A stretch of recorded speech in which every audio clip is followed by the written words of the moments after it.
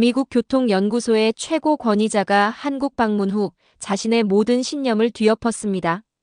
우린 200년 역사를 자랑했지만 70년 만에 우리를 추월했다며 충격 고백한 이유는 무엇일까요? 한국은 그저 빨리빨리 문화에 불과하다며 비웃던 그녀가 귀국 후 미국 교통 시스템을 완전히 한국식으로 개편하겠다고 선언했습니다. 동료들은 그녀가 미쳤다고 생각했지만 결국 모두가 입을 다물었습니다. 인천공항에서 KTX 그리고 스마트 교통관제센터까지 무엇이 그녀의 마음을 이렇게 뒤흔들었을까요? 처음엔 자신의 눈을 의심했다는 그녀. 이건 단순한 기술이 아니라 국가 전체의 의지와 협력이라며 감탄했습니다. 폐허에서 일어난 나라가 어떻게 세계 최고의 교통 시스템을 구축했는지, 그리고 그 비결이 무엇인지 수십 년간 미국 교통 시스템의 우월성을 확신했던 전문가가 한국에서 발견한 충격적 진실, 지금 바로 확인하세요. 안녕하세요. 저는 미국 교통연구소에서 일하고 있는 수전 밀러입니다. 교통 시스템 전문가로 20년째 일하고 있어요. 제가 오늘 들려드릴 이야기는 제 인생을 완전히 바꿔놓은 한국 방문에 관한 것입니다. 솔직히 말씀드리자면 처음 한국 출장 제안을 받았을 때 저는 별로 내키지 않았어요. 한국이라는 나라는 그저 빨리빨리 문화로만 알고 있었거든요.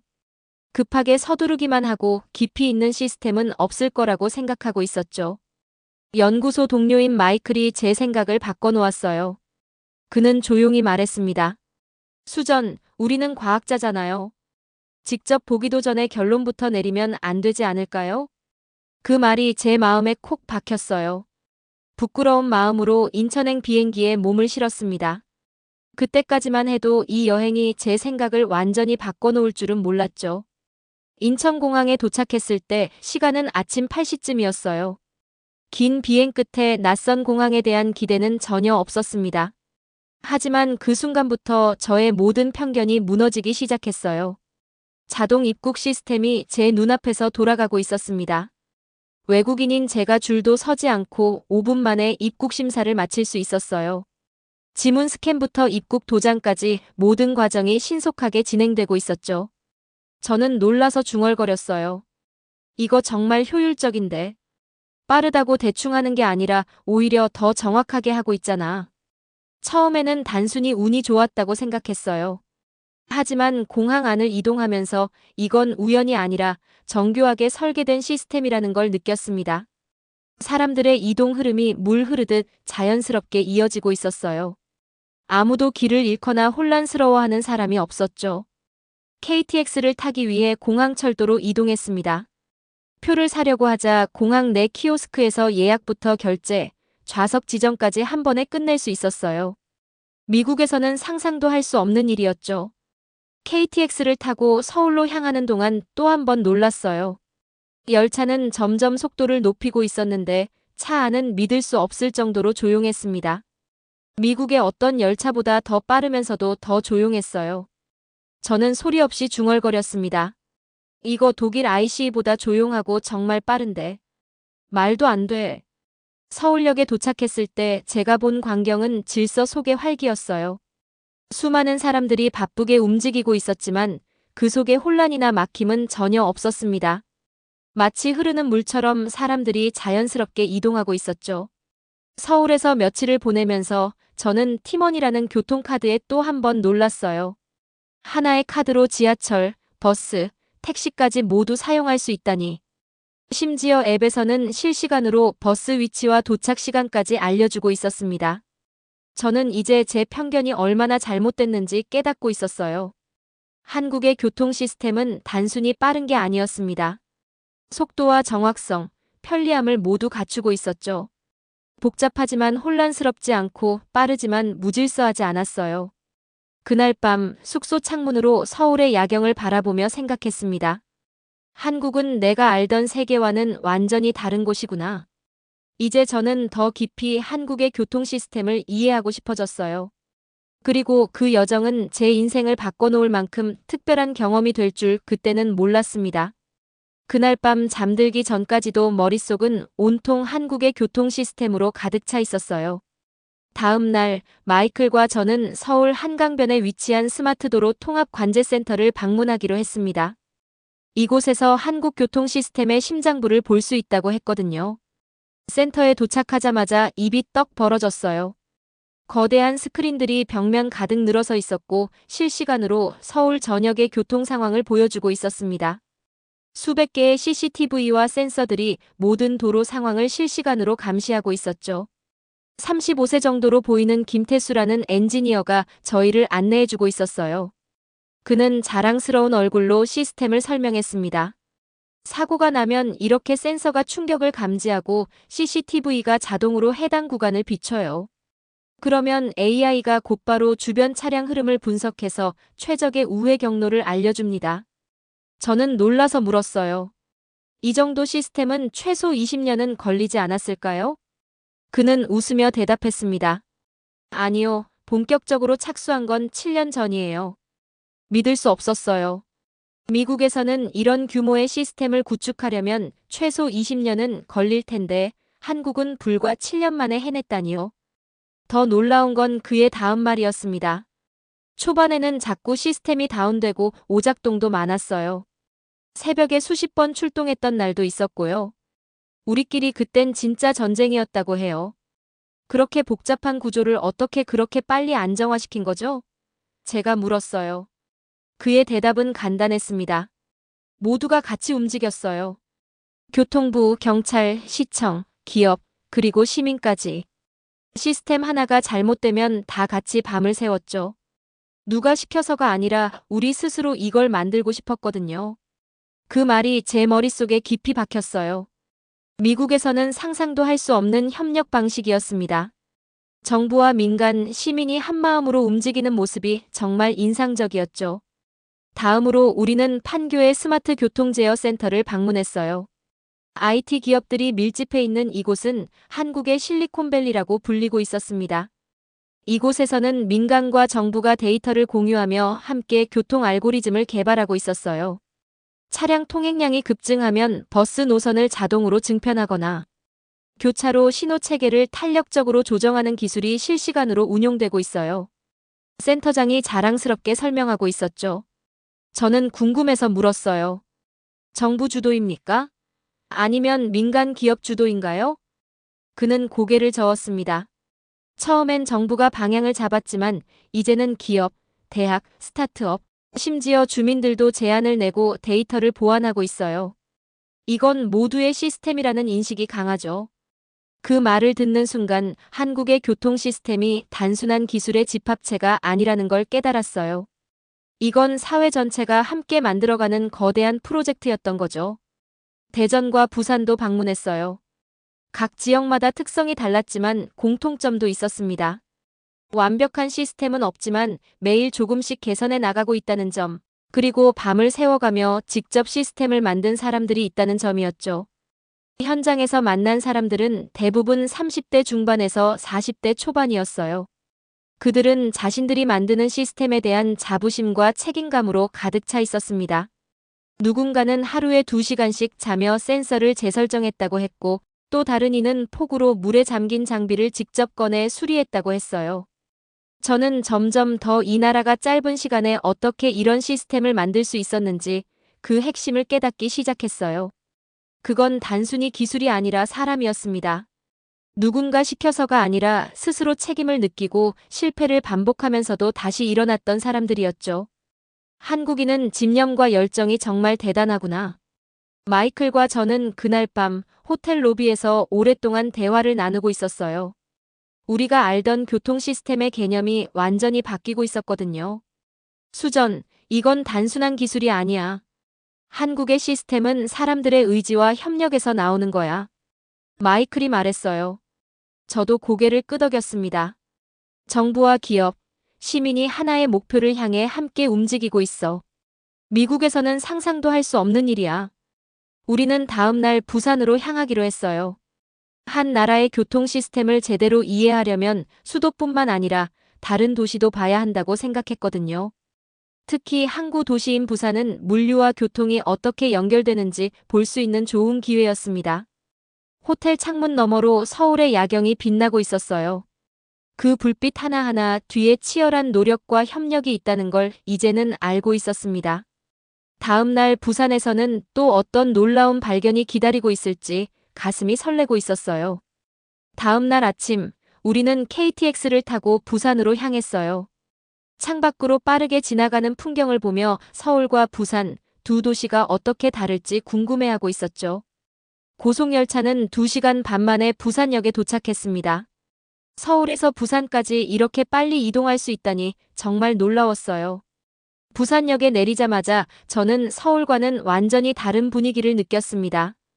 서울이 직선과 정돈의 도시였다면 부산은 곡선과 활기가 넘치는 도시였어요.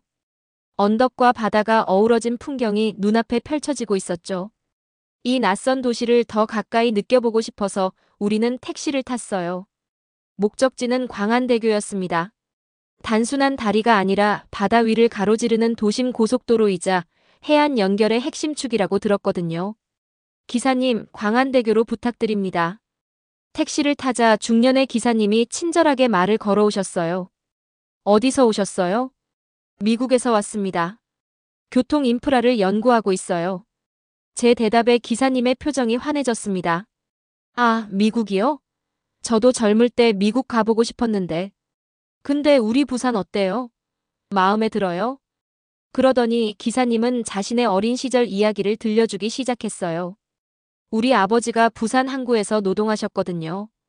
6.25 전쟁 끝나고 이 도시는 완전히 폐허였어요. 물도 전기도 없고 판자집에서 겨울을 났죠. 근데 다들 한마디도 불평 안 했습니다. 그냥 해야 하니까 한 거죠. 돌을 나르고 시멘트를 섞고 그렇게 도시를 다시 만들었어요. 기사님의 말 한마디 한마디가 저에게 정치적 수사나 홍보가 아닌 실제 살아온 사람의 목소리로 다가왔어요. 그는 대단한 업적을 말한 게 아니었습니다. 그냥 그렇게 살았다는 듯 담담히 말했지만 저는 그 담담함 속에 담긴 자부심과 역사의 무게를 느끼고 있었어요. 광안대교에 다다랐을 때 바다 위를 가로지르는 거대한 구조물 너머로 부산의 도시 전경이 한눈에 펼쳐졌습니다. 저는 순간 이 다리의 설계도나 시공 데이터가 아니라 이 나라의 뿌리가 어디에 있는지 생각하고 있었어요. 눈앞에 펼쳐진 건 기술이 아니라 의지였구나. 부산에서의 하루를 마치고 숙소로 돌아오는 길에 마이클과 저는 각자의 생각을 나누고 있었어요. 수전, 우리가 지금까지 본 것들. 이건 단순한 기술 혁신이 아니야. 마이클이 말했어요. 맞아. 이건 전쟁의 폐허에서 일어선 나라의 의지와 정신이지. 제가 대답했죠. 다음 날, 우리는 국제교통 인프라 박람회가 열리고 있는 코엑스로 향했어요. 전 세계에서 교통 전문가들이 모이는 자리였고, 저희도 미국 대표 자격으로 초청받았습니다. 박람회장은 최신 기술과 비전으로 가득했어요. 오지 기반의 자율주행 버스, 지능형 교차로 시스템, AI 기반 대중교통 수요 예측 플랫폼까지 모두 놀라운 기술들이었죠. 그런데 우연히 전시장 한쪽에 마련된 과거와 현재라는 제목의 작은 전시 공간을 발견했어요. 거기에는 최신 기술은 없었고 대신 사진들이 있었습니다. 1950년대 전쟁 직후의 모습이었어요. 잔해로 뒤덮인 도시, 기반 시설이 완전히 파괴된 모습, 맨발로 달리는 아이들. 저는 그 앞에서 말을 잃고 있었습니다. 이게 지금 제가 본 도시의 과거가 맞나요? 옆에서 전시를 설명하던 한국 관계자가 제 표정을 읽은 듯 조용히 설명해 주었어요. 믿기 어렵죠? 이게 불과 70년 전 모습입니다. 한국은 전쟁 직후 아무것도 없던 상태에서 세계에서 가장 빠르게 부흥한 나라 중 하나예요. 저는 반사적으로 물었습니다. 하지만 이렇게 짧은 시간에 이런 시스템을 구축하는 건 거의 불가능하지 않나요? 기술뿐 아니라 행정체계, 국민의 의식, 사회적 인프라까지. 그 모든 게 동시에 움직였다는 얘긴가요? 그는 잠시 웃으며 이렇게 대답했어요. 우리에겐 선택지가 없었어요. 그냥 살기 위해서, 버티기 위해서 모두가 함께 움직였습니다. 정부, 민간, 시민까지. 전부 모두 다요. 그 말을 들으며 제 안에 또 하나의 물음이 생겨나고 있었어요. 속도는 이해하겠어. 그런데 이 질서는 어디서 온 걸까? 빨리빨리가 아니라 정확하고 체계적인 이 질서는 어떻게 만들어진 거지? 저는 혼란스러웠습니다. 눈앞의 결과는 인정하지 않을 수 없었고, 그러나 그 과정은 제 논리로는 설명되지 않았어요. 그때부터였습니다. 저는 한국의 겉모습이 아니라 그 안에 숨은 사람들을 보기 시작했죠. 전시회를 다녀온 이후 저는 머릿속이 온통 뒤죽박죽이었어요. 지금까지 본 인프라는 결과물일 뿐이고 그 안에는 분명히 보이지 않는 무언가가 있을 거라는 생각이 점점 더 강하게 들고 있었습니다. 그래서 저는 국토교통부에 요청했어요. 단순한 발표나 브리핑이 아니라 직접 현장을 보고 사람들을 만나고 싶다고요. 다행히 제 요청은 받아들여졌고 다음 날 우리는 몇몇 주요 프로젝트 현장을 직접 발로 둘러볼 기회를 얻게 되었습니다. 다음 날 아침 우리는 국토교통부 담당자를 만나 여러 현장을 방문하고 있었어요. 마지막 일정으로 서울 세종로에 위치한 국토교통부 청사를 찾았습니다. 사실 처음에는 그냥 형식적인 일정일 거라고 생각했어요. 결과 보고서에 적을 내용을 얻고 돌아가면 되겠다 싶었죠. 하지만 저는 마지막 순간까지도 또 한 번 충격을 받고 있었습니다. 청사 건물은 외관부터 무척 단정하고 실용적이었어요. 불필요한 장식 하나 없이 기능 중심으로 설계된 구조였죠. 그런데 건물 안으로 들어가자 더 인상적인 것은 사람들이었어요. 저를 안내한 담당 사무관은 30이 채 안 된 듯한 젊은 남성이었습니다. 그와 함께 일하는 동료들 역시 대부분 20대 후반에서 30대 초반의 젊은 공무원들이었어요. 회의실로 들어갔을 때 그들은 각자의 모니터 앞에서 정말 집중하고 있었습니다. 누군가는 도로교통 흐름 데이터를 실시간으로 분석하고 있었고 또 다른 이는 자율주행 인프라 설계를 검토하고 있었어요. 이들이 다루는 내용은 단순한 행정 절차가 아니었습니다. 한 젊은 공무원이 저에게 이렇게 말했어요. 교통은 국민의 일상입니다. 모든 시민이 더 빠르고 안전하고 쾌적하게 이동할 수 있어야 하죠. 저는 그 말을 듣는 순간 말을 잃고 있었어요. 그들의 눈빛은 분명했습니다. 이들은 단지 시스템을 운영하는 공무원이 아니라 국가의 미래를 설계하는 사람들이었죠. 그 모습이 정말 부러웠습니다. 아니, 질투가 날 정도로 감동적이었어요. 바로 그때 미국을 떠올렸습니다. 물론 미국도 우수한 시스템을 갖추고 있고 뛰어난 전문가들이 많았죠. 하지만 요즘 미국 사회에서는 젊은이들이 공공 분야에 대한 열정을 잃어가고 있었어요. 우리는 과거를 자랑하고 한국은 미래를 준비하고 있구나. 이 간단한 사실이 제 가슴을 치고 있었습니다. 퇴근 시간이 훨씬 지났음에도 한 공무원은 조금 더 정리하고 가겠다며 자리에 남아 있었어요. 저는 그에게 조용히 물었습니다. 이런 일이 버겁지 않으세요? 그는 웃으며 이렇게 대답했어요. 물론 쉽지 않죠. 하지만 저희 부모 세대는 이 나라를 맨손으로 일으켜 세웠잖아요. 우리 세대는 그 위에 미래를 세워야죠. 그래야 진짜 선진국이 되는 거니까요. 저는 그 말을 듣고 눈을 감았어요. 그리고 조용히 고개를 숙였습니다. 한국은 단순히 시스템이 좋은 나라가 아니었습니다. 그 속에는 의지, 헌신, 그리고 다음 세대를 위한 책임감이 살아 숨쉬고 있었던 거예요.